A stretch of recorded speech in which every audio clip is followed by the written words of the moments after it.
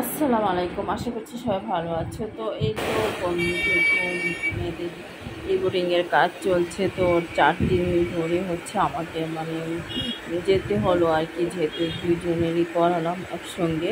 তো 4 দিন সময় ওখানে ব্যয় করতে হলো আমাকে। তো ওদের হচ্ছে ক্ষুধা লেগে গেল। তো যেহেতু আমি একটু বাসা থেকে একটু দেরি করে গেলাম যে ওদেরকে খাবারটা খাইয়ে তারপরে নিব, কিন্তু ওরা অনেক চেষ্টা করলাম, ওরা খাবার খায়নি। তারপর ওখানে যাওয়ার পর ওদের ক্ষুধা লাগলো। তো হচ্ছে নিচে নেমে আমি একটা শপে আসছি আর কি। তো কিছু খাবার নিব এখান থেকে, জুস জাতীয়, আইসক্রিম, জুস, তারপর কেক, কলা এসব নিব আর কি। তো এখন হচ্ছে বেছে বেছে নিচ্ছে আর কি, ওরা যেরকম খাবারগুলো খায় আর কি। সাধারণত চকলেট ফ্লেভারের কেকগুলোই পছন্দ করে। তারপর হচ্ছে অল টাইম যে বনগুলো আছে সেগুলো ওরা খেতে পছন্দ করে। তো এসব নিচ্ছি। আর জুস হচ্ছে ওরা যেটা খেতে পছন্দ করে সেটাই নিতে হবে, যেটা আমার পছন্দের নিলে ওরা খাবে না। তো এই তো ওদেরকে ওদের পছন্দ মতো সব জুস টুস ওদেরকে নিয়ে দিলাম। তারপর হচ্ছে এটা হচ্ছে আমার মানে ঝড়ের দিনের একটা ভিডিও। হঠাৎ করে মানে বিকালবেলা অনেক ঝড় চলে আসছিল। আর হচ্ছে দোকানদাররা হচ্ছে মানে বিকাল না হতেই হচ্ছে সবগুলো দোকান বন্ধ করে চলে গেল। তো সেদিন তো আমরাও চলে গেলাম।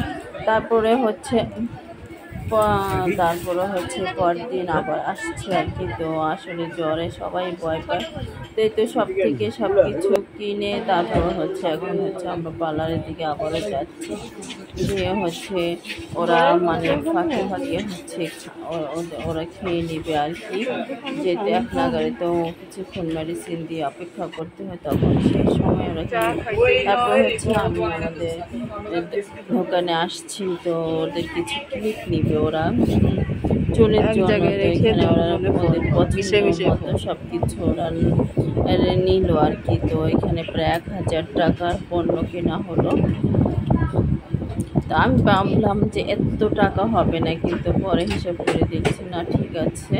তো সবগুলোই নিয়ে নিলাম। ওরা পছন্দ করলো যেগুলি সেগুলি। আসলে এই বয়সটায় তো পড়ার সময়, পরে তো আর পড়তে ওদের মন চাইবে না, সেই জন্য ওরা যা পড়তে চায় আমি তাই দিতে চাই।